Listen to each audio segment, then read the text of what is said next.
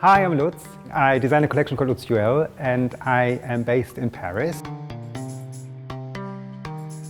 I am quite positive. I think I don't have any choice. I think we don't have any choice. I feel like everything is going to be okay. I have my two best friends living in Berlin and we always go once a year during gallery weekend in Berlin and we haven't been now, so it's been a long time. I don't actually ever look back. I always feel like once it's done, it's done. And one thing I love about fashion is that it always goes forward and it's always about what we are going to be like tomorrow.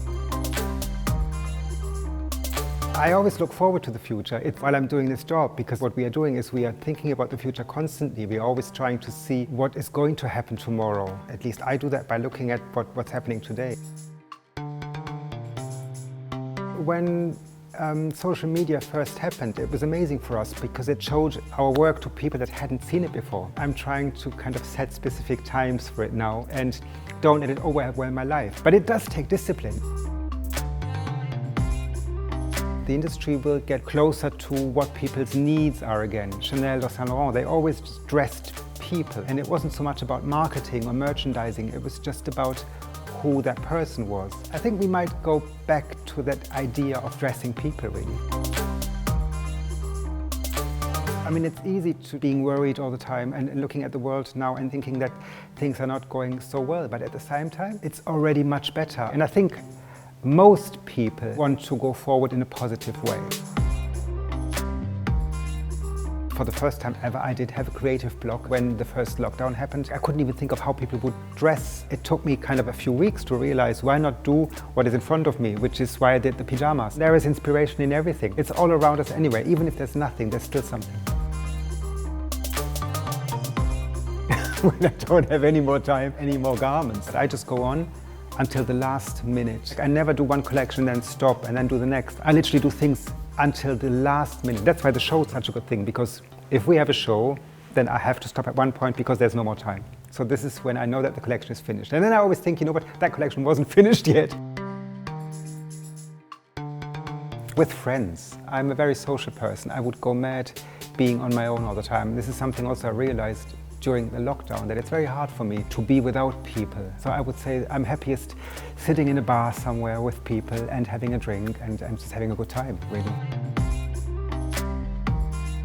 Saint Laurent, because he always understood the moment he was living. He always had a very clear idea of who he was dressing, and he was never putting himself above the people he was dressing. I think that's how he became so important, because it was never about himself. In the end, it was always about the people he was dressing. And I think that was such a sane way of working in fashion.